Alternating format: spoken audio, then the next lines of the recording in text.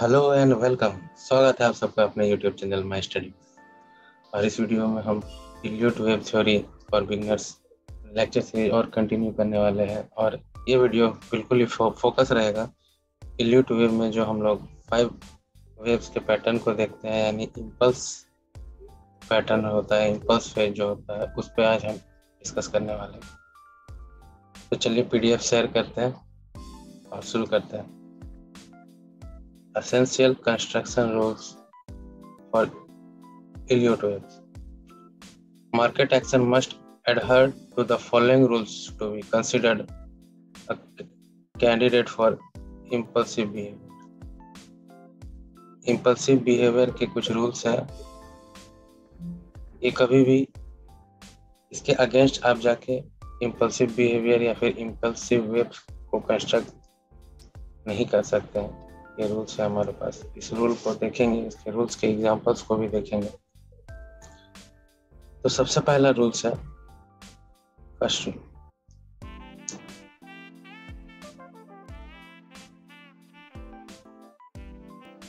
Five adjacent segment must be present. ठीक है, तो एडजेसेंट सेगमेंट मतलब वेव्स को बोल रहे हैं। 1 2 3 4 5 जो वेव्स बनता है वो एडजेसेंट सेगमेंट बोला है। मोनो वेव और larger which meet the structure series requirement of a trending और टर्मिनल पैटर्न। ठीक है, टोटल 1 2 3 4 5 वेव्स होते थे। तो पहला जो रूल है, पहला रूल यही कहता है कि 5 adjacent segment must be present. 5 adjacent segment रहना ही चाहिए। ठीक है, ताकि वो ट्रेंडिंग को दिखा सके, ट्रेंड हमारा जो चल रहा है उस ट्रेंडिंग को रिप्रेजेंट कर सके। 3 of those 5 segment must thrust in the sense कि जिस जो डाउन ट्रेंड में है तो डाउन डायरेक्शन में होगा, और अप ट्रेंड में है तो up direction, in the same upward और डाउनवर्ड डायरेक्शन। उसमें से 3, जैसे कि अगर अपवर्ड डायरेक्शन में है, अप ट्रेंड में है, तो इस वाले ट्रेंड को ये और ये, इन दोनों को हम लोग बोलेंगे कि ये थ्रस्ट किया हुआ, लेकिन यानी कि ये ट्रेंड के अकॉर्डिंगली चल रहा है। जो ट्रेंड के अकॉर्डिंगली चल रहा है उसको हम लोग यहाँ पे must thrust in the same upward direction, downward direction के वजह से यहाँ पे मेंशन किया हुआ है। Immediately after the first segment, a minor move in the opposite direction takes place the second segment। ठीक है, जैसे कि अगर फर्स्ट सेगमेंट अगर कंप्लीट हो गया तो उसके जस्ट बाद अपोजिट डायरेक्शन पे हमारा मूव शुरू होगा। This second segment can never retrace all of the first. यहाँ ये रूल है, ये रूल आपका बहुत ही इंपॉर्टेंट रूल है। Immediately after first segment, a minor move in the opposite direction takes, and this second segment can never retrace all of the first। All of the first, that means the first wave को है पूरी तरीके से retrace नहीं करना चाहिए। Example के तौर पे अगर देखना चाहे तो एग्जाम्पल हम इस तरीके से देख सकते हैं। ये पहला एग्जाम्पल है। ये अगर फर्स्ट वेव है, this is wave 1,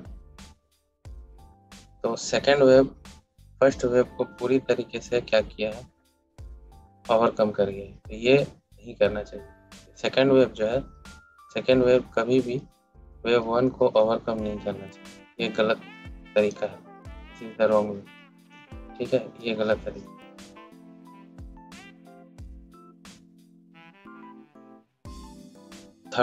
third condition के बाद फोर्थ पे आते हैं। फोर्थ कहता है the third segment must B longer than the second. The third segment जो होगा, यानी जो थर्ड वेव होगा हमेशा सेकेंड से बड़ा होगा।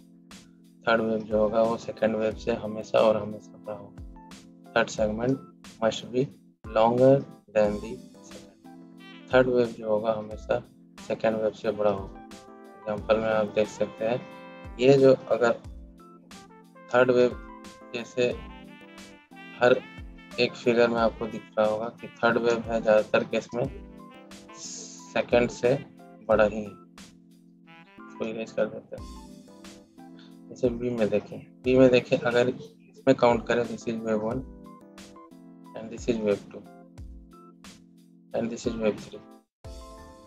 तो वेव 2 जो है, वेव 2 है स्मॉलर है वेव 3 से, और इसी कंडीशन को फुलफिल होना चाहिए। वेव 2 जो है वो हमेशा वेव 3 से चलना चाहिए। जैसे कि यहाँ पे वेव 2 है, वेव 2 से ज़्यादा बड़ा है वेव 3, इसी तरीके से ये वेव 2 है, इसी वेव 2, एंड वेव 2 से छोटा है वेव 3, यानी कि वेव 3 वेव 2 से बड़ा है। यार यही कंडीशन फॉलो होना चाहिए। वेव 3 जो है वो हमेशा वेव 2 से बड़ा होना चाहिए, और फर्स्ट कंडीशन तो फॉलो करेगा ही करेगा कि वेव 1 को वेव 2 जो है पूरी तरह ओवरकम नहीं करना चाहिए, यानी कि इस पॉइंट तक नहीं आना चाहिए वेव। देखिए हर जगह पे सेम इसी तरीके से है। ये वेव 2 इस पॉइंट तक नहीं गया है, इसी तरीके से ये वेव 2 इस पॉइंट तक नहीं गया है। तो इसी तरीके कंडीशन को फॉलो करते हुए, सेटिस्फाई करते हुए इम्पल्सिव मूव कंडीशन के अकॉर्डिंगली होना चाहिए। नेक्स्ट रूल देखेंगे। नेक्स्ट रूल, फिफ्थ रूल क्या कहता है? फिफ्थ रूल कहता है immediately after the third segment a minor move in the opposite direction of the third but the same direction as the second takes place segment 4। यानी wave 4 बनना चाहिए। Wave 4 का जो डायरेक्शन होगा वेव 2 के direction के साथ होगा, और वेव 4 का जो डायरेक्शन होगा वेव 3 के डायरेक्शन के अपोजिट होगा। The fourth segment must never retrace all of the third. और ये भी कहता है कि जो फोर्थ सेगमेंट होगा यानी वेव 4 होगा, वेव 4 कभी भी वेव 3 को पूरी तरीके से रिट्रेस नहीं करेगा, वेव 3 को पूरी तरीके से रिट्रेस नहीं करेगा, यानी वेव 4 वेव 3 को पूरी तरीके से रिट्रेस नहीं करेगा। इसका मतलब क्या है? ये एग्जांपल देख सकते हैं। If this is wave 3, this is wave 3, और वेव 4 वेव 3 को पूरी तरीके से रिट्रेस कर दिया, तो ये पूरी तरीके से रिट्रेस नहीं करना चाहिए। वेव 4 है वेव 3 को पूरी तरीके से रिट्रेस नहीं करना चाहिए। अगर पूरी तरीके से रिट्रेस कर दिया तो मतलब ये इम्पल्सिव पैटर्न नहीं बना रहा है, इम्पल्सिव पैटर्न नहीं बना रहा है। आगे देखते हैं। सिक्स्थ रूल क्या कहता है? If fifth segment will almost always be longer than the fourth, always be longer than the fourth, but ये almost इसलिए यूज किया है कि ये longer fourth से बड़ा तो होना ही चाहिए, but only has to be 38.2% of the fourth segment price wise। यानी कि अगर फिफ्थ सेगमेंट है तो फिफ्थ सेगमेंट फोर्थ वेव के 38.2% ही बड़ा होना चाहिए प्राइस वाइज। प्राइस के अकॉर्डिंगली देखिए 38.2% ही उसके ऊपर तक जाना चाहिए। When the fifth segment is shorter than the fourth, the fifth segment is termed as failure। अगर फिफ्थ सेगमेंट जो है फोर्थ वेव से छोटा हो जाएगा, फिफ्थ वेव जो है फोर्थ वेव से छोटा हो जाएगा, तो उस समय हम बोलेंगे फिफ्थ सेगमेंट जो है वो फेलियर हो गया, यानी फिफ्थ वेव फेलियर हो गया, उसमें फिफ्थ वेव फेलियर हो गया। एग्जाम्पल अगर देखते थे, एग्जाम्पल यहाँ पे ये देखिए फिफ्थ वेव फेलियर का एग्जाम्पल भी यहाँ दिया हुआ, सीधा example for fifth wave failure. यहाँ फोर्थ वेव, ये थर्ड वेव यहाँ तक कंप्लीट हुआ, ये फोर्थ वेव यहाँ तक रिट्रेस किया, रिट्रेस करने के बाद फिफ्थ जो है वो फोर्थ से छोटा ही रह गया। फिफ्थ वेव जो है this is the fifth wave fourth wave से छोटा ही रह गया, तो इसको हम बोलेंगे fifth segment failure.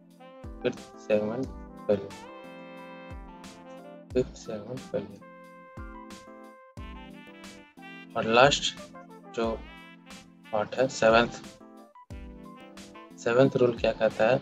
When the vertical price distance covered by the first, third and fifth segment are measured and compared, the third does not have to be the longest,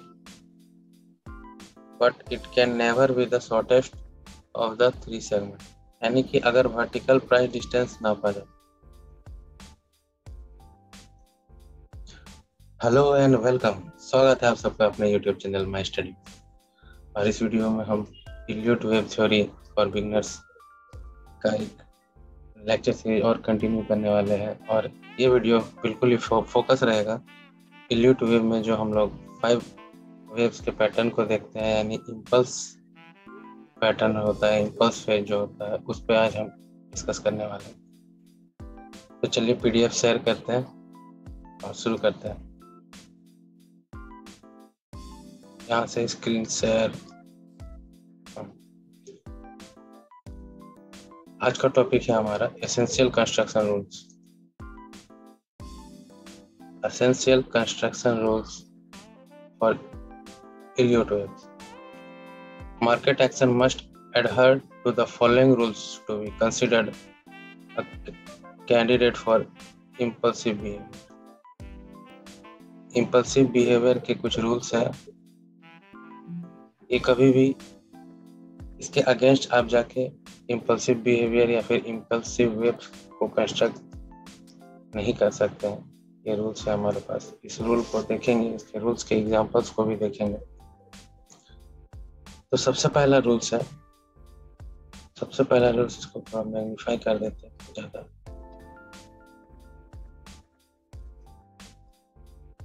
first rule,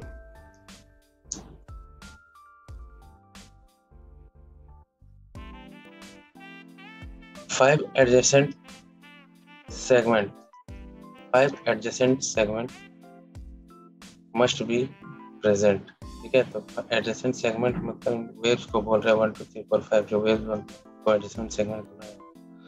mono wave और larger which meet the structure series requirement of a trending और terminal pattern.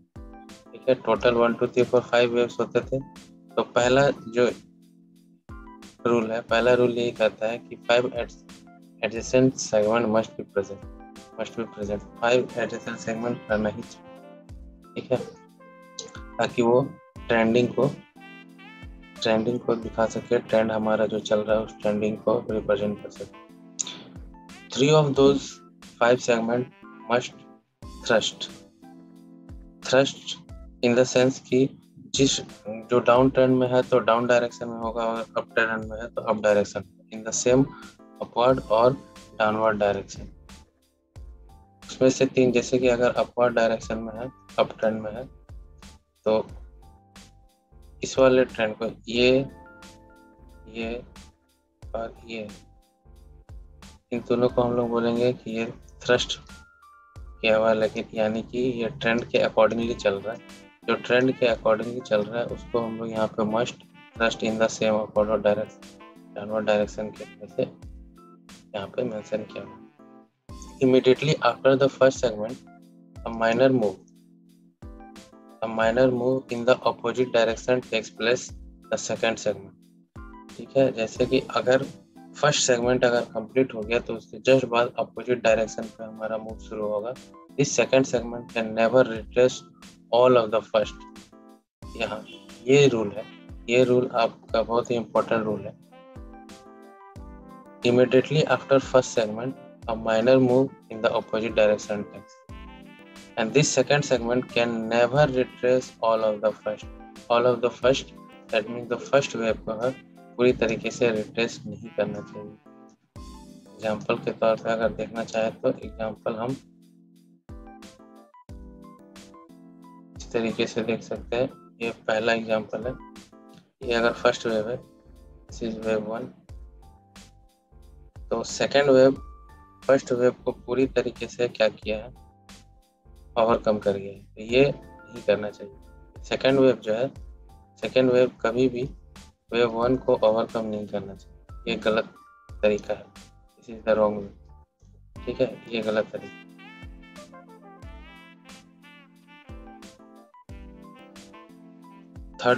Third condition के बाद fourth पे आते हैं।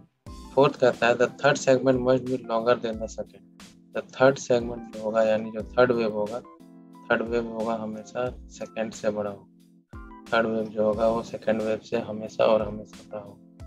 Third segment must B longer then the second. Third wave जो होगा हमेशा सेकेंड वेव से बड़ा होगा।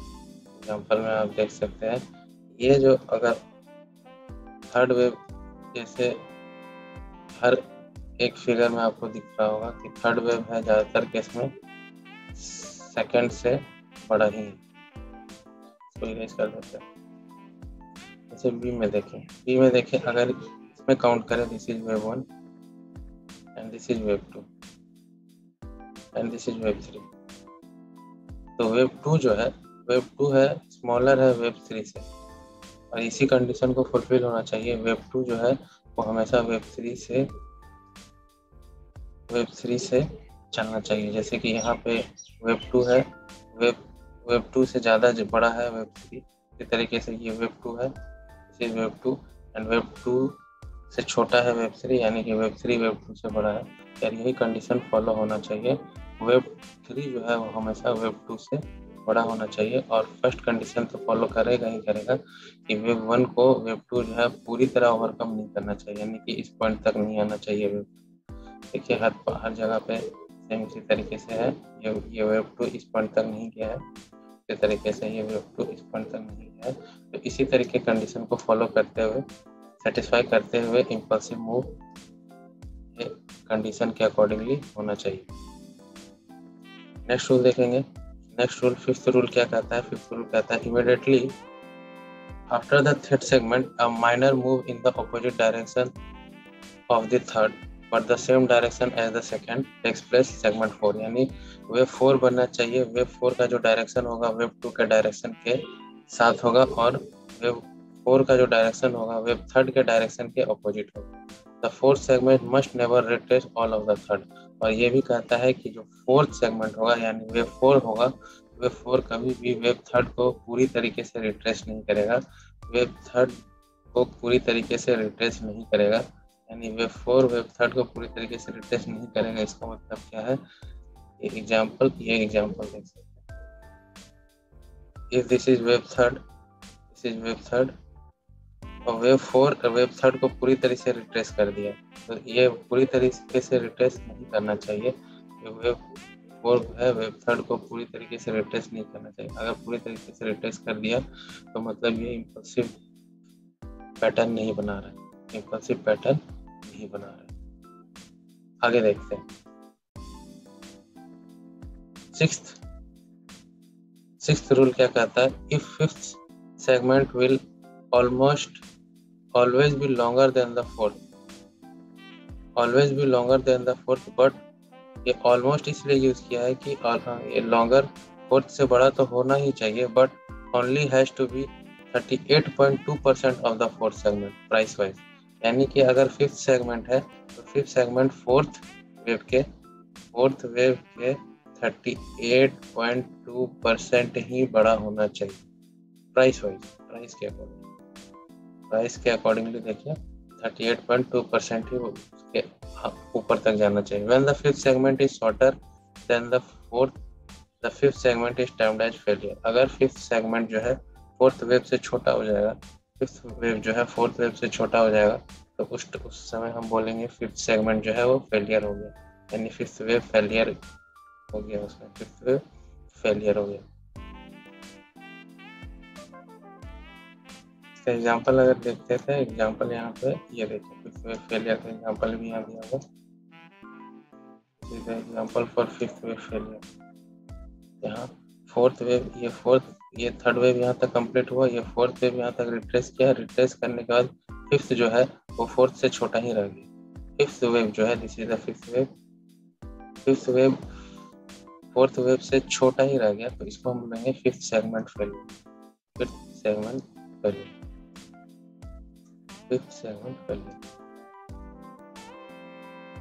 और लास्ट जो पार्ट है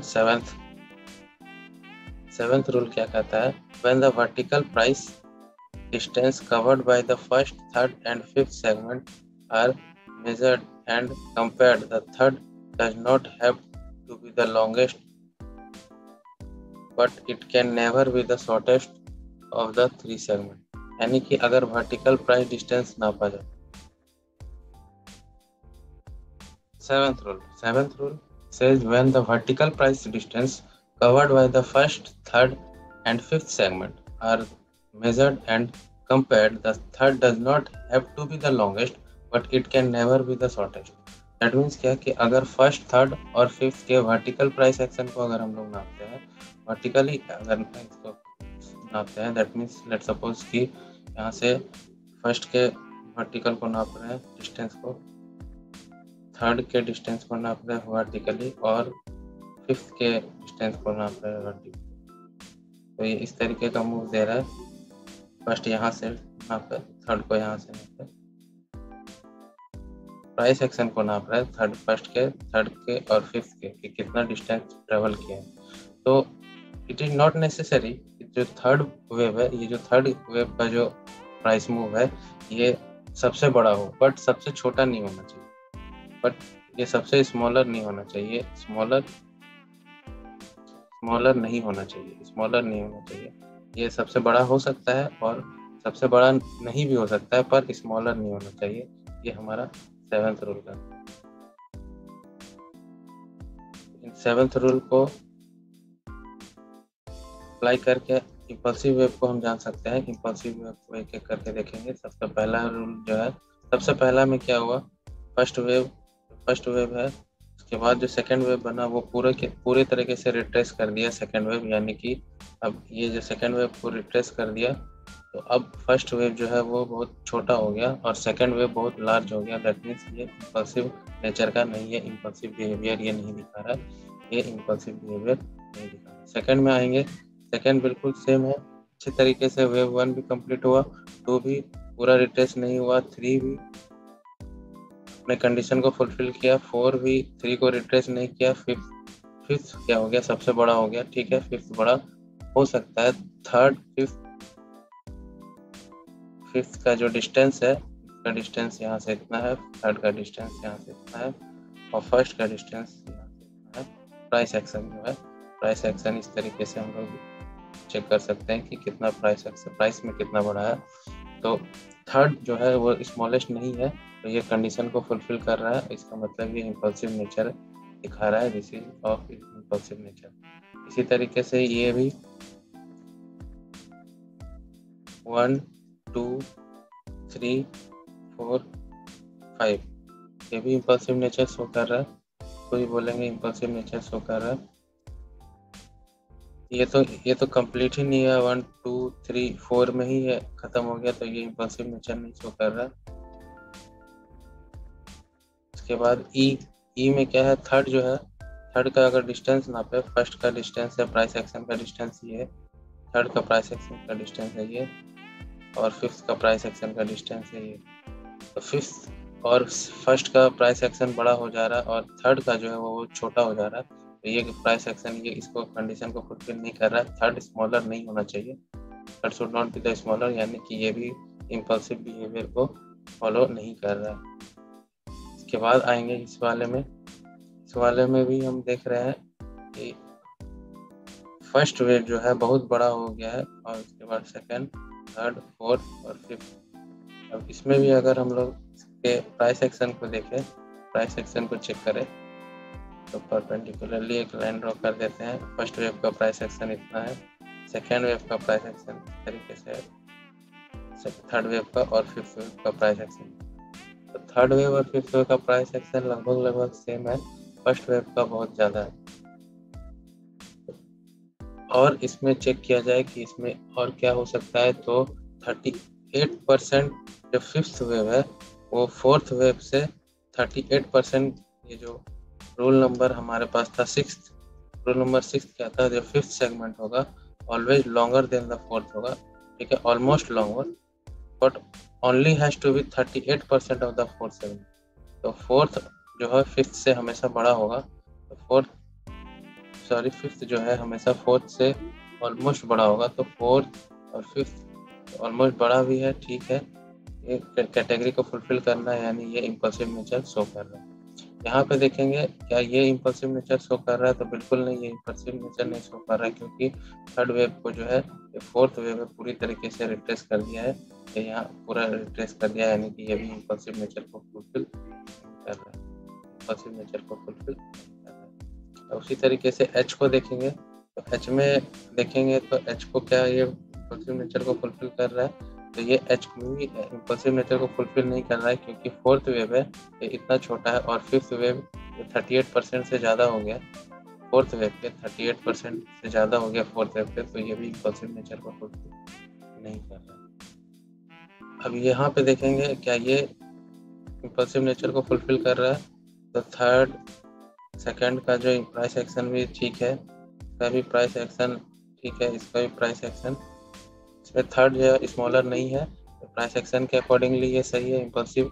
और ये इसमें इन दोनों में 38% हो सकता है, तो लगभग 38% है, ऑलमोस्ट 38% है, तो ये इम्पल्सिव नेचर को फुलफिल कर रहा है। इसमें क्या है, इसमें ये फिफ्थ तो फेलियर हो गया, पहले इसमें लिख भी दिया गया है कि फिफ्थ सेगमेंट फेल हो गया, क्योंकि थर्ड के बाद जो फिफ्थ बना है वो थर्ड से नीचे बन गया, और फिफ्थ जो बना है थर्ड से नीचे बन गया, तो इस केस में हम लोग बोलेंगे फिफ्थ सेगमेंट फेलियर हो गया।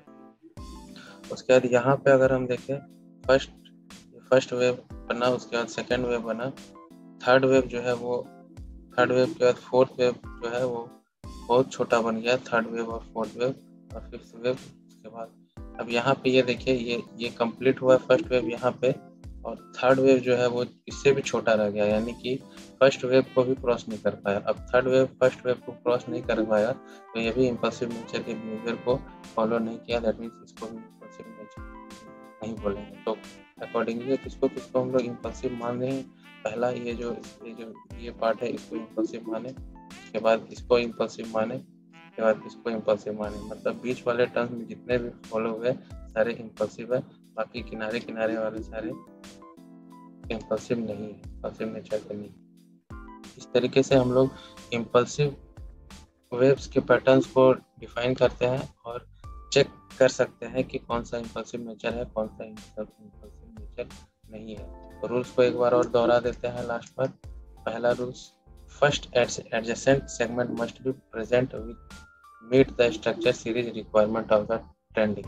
मतलब सबसे पहला तो 5 वेव्स का एक सेक्शन होना चाहिए, 5 वेव्स के सेगमेंट्स होने चाहिए, 5 एडजेसेंट सेगमेंट्स होने चाहिए जो कि ट्रेंड को रिप्रेजेंट करें। पहला कंडीशन ये होना चाहिए। दूसरा कंडीशन क्या, तो उनमें से 3 of the segment must thrust in the same upward और डाउनवर्ड डायरेक्शन। उसमें से 3 होगा, या तो अपवर्ड या डाउनवर्ड को होने चाहिए। जैसे कि यहाँ पे इस केस में है, ये फर्स्ट, थर्ड और फिफ्थ, ये क्या कर रहे हैं, ये अपवर्ड डायरेक्शन को शो कर रहा है। उसी तरीके से यहाँ पे फर्स्ट, थर्ड और फिफ्थ ये डाउनवर्ड डायरेक्शन को शो कर रहे हैं। मतलब 3 वेव है, 3 वेव अपवर्ड या डाउनवर्ड वेव को शो करना चाहिए।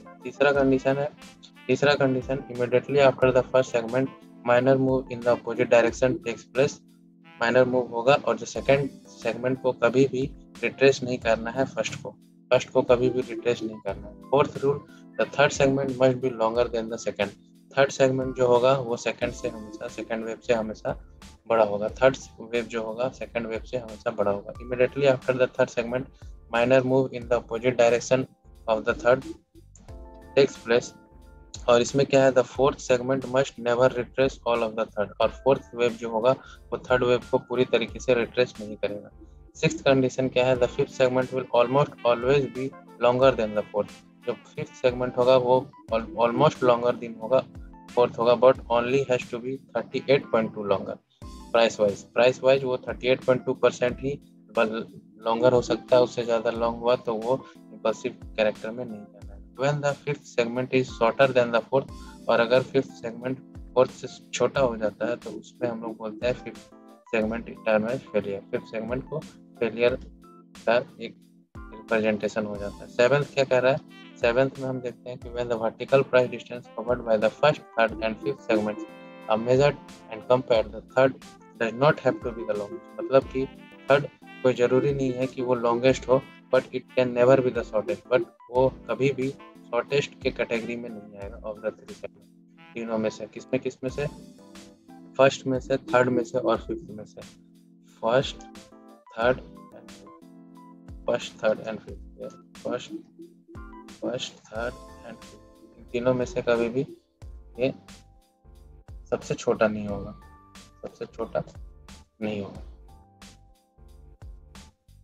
ठीक है। फिर इस वीडियो में इतना ही। नेक्स्ट वीडियो में इसी तरीके से हम लोग रूल्स और अपडेट करते हुए, रूल्स एक एक करके वीडियो उसका बनाते जाएंगे और अपडेट करते जाएंगे। तो हर वीडियो में इसी तरीके से साथ देने के लिए और वीडियो तक लास्ट तक बने रहने के लिए थैंक यू, धन्यवाद, सबक है।